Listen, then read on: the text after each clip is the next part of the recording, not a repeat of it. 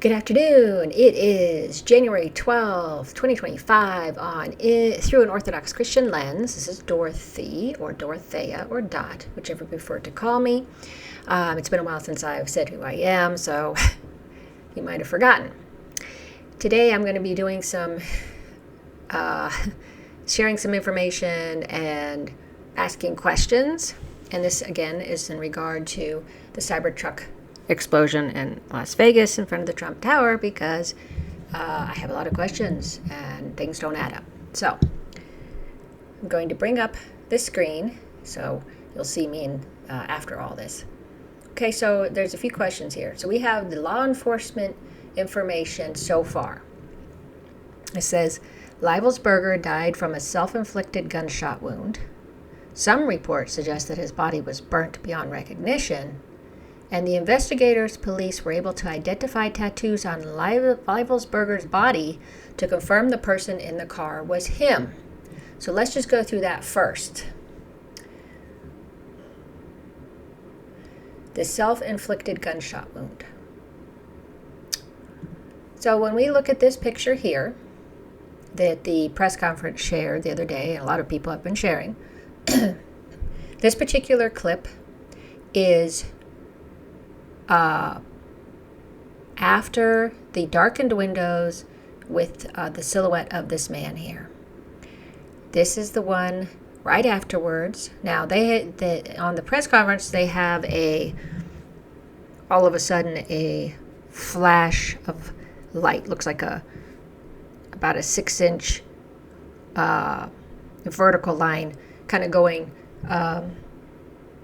it seems to be near the dashboard or below the dashboard, but somewhere around there on to the man's right. Now, mind you, it doesn't show him holding the gun. And then if he was shot before this explosion is just going off, as it's lighting up the inside of the car, the interior, as I said the other day, his head would not be intact, because with a 50 caliber gun, there's not going to be anything left of his head. And so I don't see a self-inflicted gunshot wound where he would be able to sit upright after that. Even, as Danny Davis said, even if he had shot himself, he would be slumped forward most likely, because you can't stay erect after your head has been impacted in such a way. But especially, it just wouldn't even be there with this particular type of gun. So the story that the officials are saying doesn't seem to add up with the picture here that was supposed to be post gunshot wound to the head. Now let's go back to what it was saying. Some reports suggest that his body was burnt beyond recognition. That was from, let's see if I can find it. Okay, so here you'll see some reports. However, some reports suggest that the body was burnt beyond recognition. I had posted that last night and talking about that. So that's where I got this information from, okay? So if we go by that particular report, then we go back to the investigators police were able to identify tattoos on Livelsberger's body to confirm the person in the car was him, which we saw in the press conference that, they had supposedly shown limbs from the man, his body, arms, legs, something that had tattoos on it. But those arms, if I recall, just looking at that for a second, I didn't really want to dwell on it, but it certainly didn't look charred, and it certainly didn't look burnt, and it didn't have a blackness to it from the charring in the explosion or anything. It looked like almost just about regular color. Yeah, it was like regular colored skin, his skin color, and some tattoos on either the leg or arms that was showing. So I'm not sure about this burnt beyond recognition. But in any case, there was no evidence in the video of a self-inflicted gunshot wound with a .50 caliber gun. or any gun, really, because you don't see that on his head. And then the burnt beyond recognition, well, it certainly didn't show that in what they were showing, of the supposed tattoos, of the supposed arm or leg, arms, leg, whatever, of Livelsberger. We don't know if that was really his body. But they're saying he was identified somehow. Now, Livelsberger consulted ChatGPT AI to help him build an explosive device. He also consulted the same AI device to locate where to buy fireworks and how much to use for the explosion he wanted to cause. He drove to the valet parking area at Tower Trump instead of Mexico, shot himself in the head, then the explosion went off. So, we'll go back here.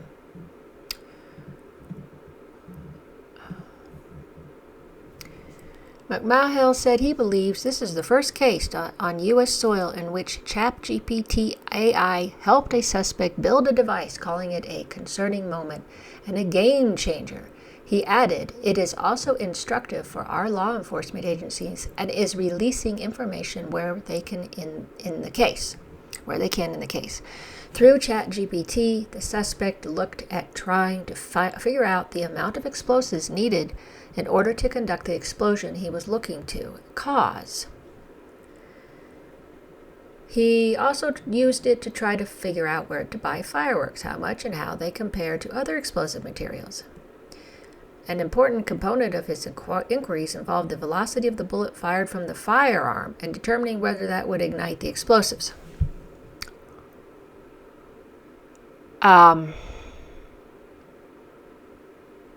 Now, in the press conference, they supposedly had 2 empty cartridges of the gun, which is possible, but it certainly wasn't used to shoot him in the head. His gun was supposedly found by his feet. So I really am not sure how this would work, but in any case, they put in this muzzle flash that wasn't there initially when they were first showing that video. So who knows what that means? You know, if you just want to be questioning it, makes sense. If you want to go down another path, you could say, okay, they photoshopped it in. Who knows? People who are good at that kind of stuff, I'm not, could tell if things were easily put in there or not. Just some things to think about. So, he used this ChatGPT to get help on the type of, the amount of explosives he needed. Okay. Let's not forget what he is. He is a 18-year Special Ops Green Beret. According to this particular Kenneth Cooper, who he made this comment in the press conference. The level of sophistication is not what we would expect from an individual with this type of military experience. That most of the materials inside that Tesla were to help fuel a greater explosion.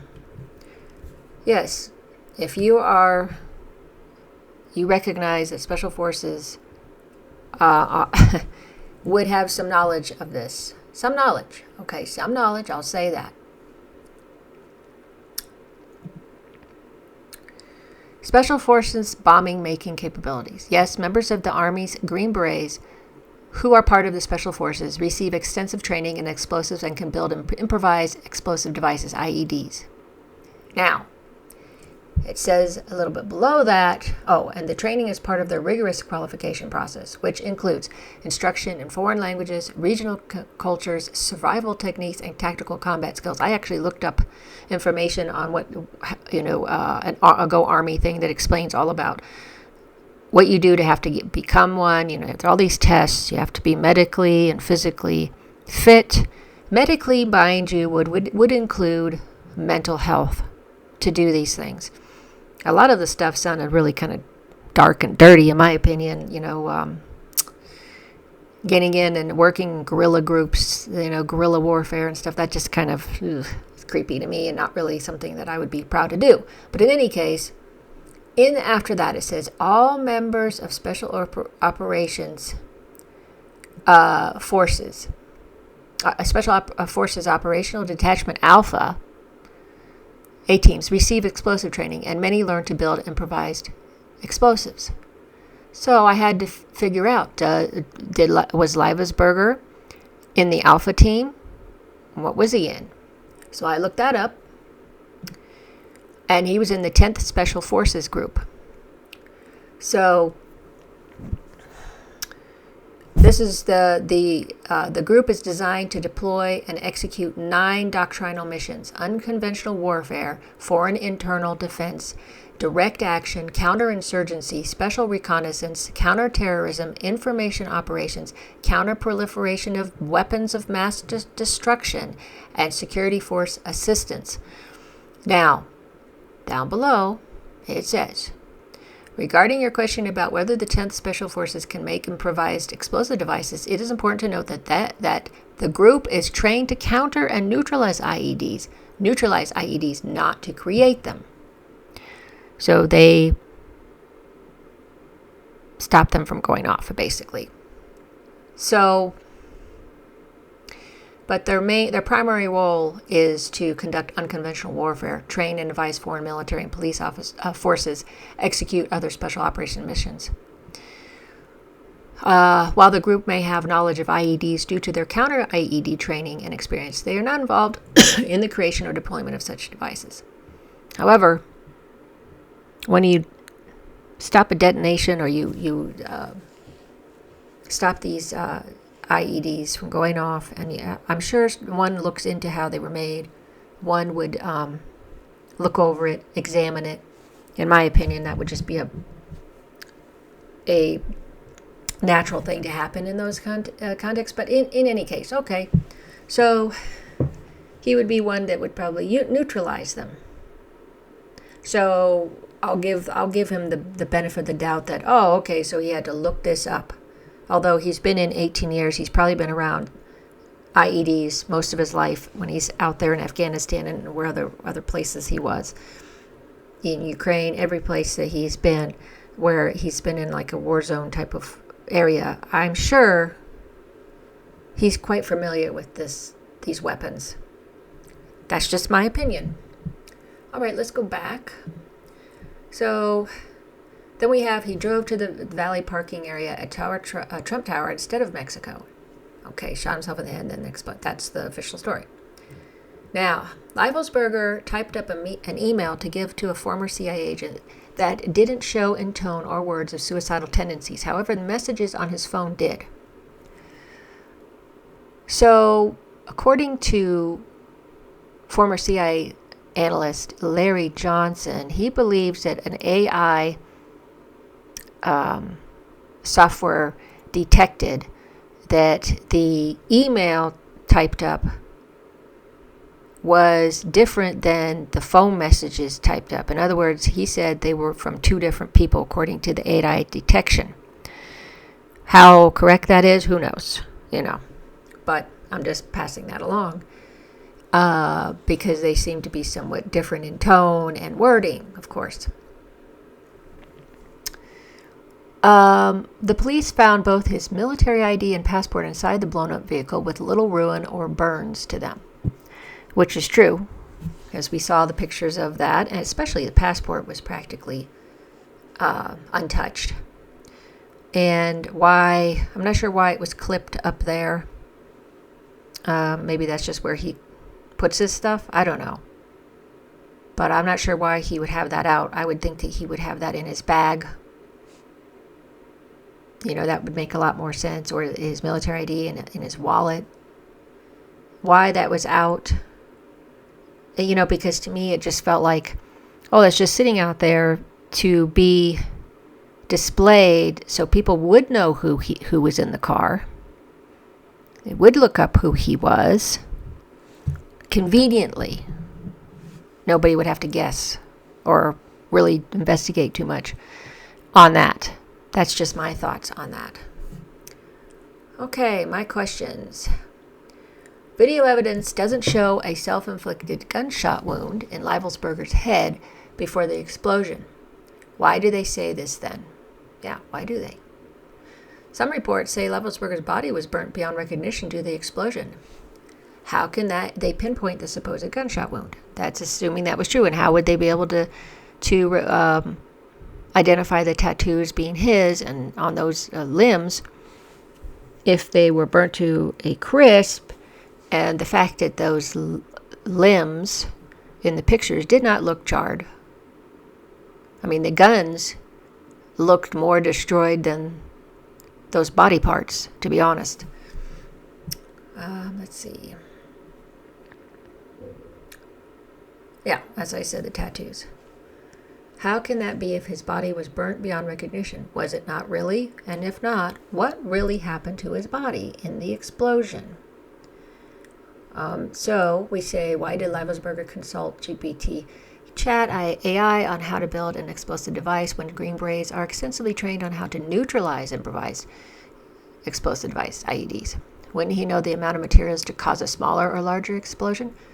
That would be my guess, but, being around that for 18 years, I find it hard to believe that he wouldn't have any knowledge at all of that, of how that works and the materials needed, and the size of explosion. I find that hard to believe with the experiences he had. And by the way, let me just add that his uncle had said a few days back, Matt was a very skilled warrior, and he would be able to make, if it was him, and if he did this, he would have been able to make a more sophisticated explosive than using propane tanks and camping fuel. He was what you might call a super soldier. If you ever read about the things he was awarded and the experience he had, some of it doesn't make sense when he had the skills and ability to make something more, let's say, efficient. His skills were enormous from what he had been taught in the military. So, with Livelsberger's skills, his uncle suggested his nephew could have fashioned a bomb that would have obliterated half of that hotel if he seriously wanted to hurt others. Think of Oklahoma City. McVeigh was just a normal soldier, not a Tier 1 operator like Matt. Yes, well, the Oklahoma City story is sketchy as well, but in any case, he's just trying to make a point here. So, that's one of his family members saying that. So let's go back here.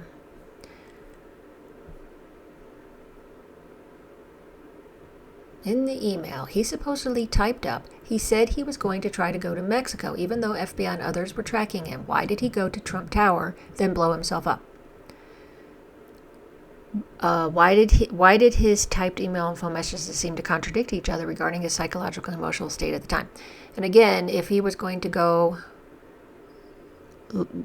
according to his email, going to go to Fox News or some other outlet and try to get his message out about war crimes. Look, we all know that people who try to report about war crimes usually end up in jail.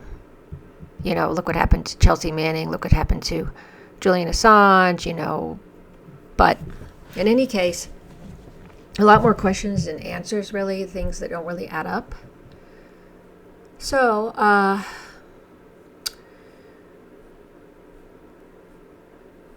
if you have any ideas, let me know. I did find it interesting that I saw some people's comments on the press conference that they said, well, it's funny how you can find all this information, although it's not, it seems too tied up in a bow, but in a lot of these cases, except for a few conflicting stories, isn't that interesting? You can do that, but you can't, you could get it, and you can find those messages on Livelsberger's phone, and apparently he had more than one phone, but his regular phone, apparently that was okay in the explosion, and they could take out all his information and find those messages, but couldn't get into Thomas Crook's phone that wasn't blown up. Nobody's even talking about that. I assume the FBI confiscated it, but took it, but nobody has said anything on that. But that whole thing was I followed all that at the time too. But in any case, on this issue, looks like things aren't exactly clear. I'll just say that. thank you for watching my video. I hope you got something out of it, and maybe you have some ideas. Please follow my channel, like my videos, so I can get myself out there in the YouTube, Rumble and YouTube universe of algorithms and everything else. If you would share my videos, share my channel, I appreciate it. And I'll be back later for some other topics. Hope you're having a great afternoon. Until next time.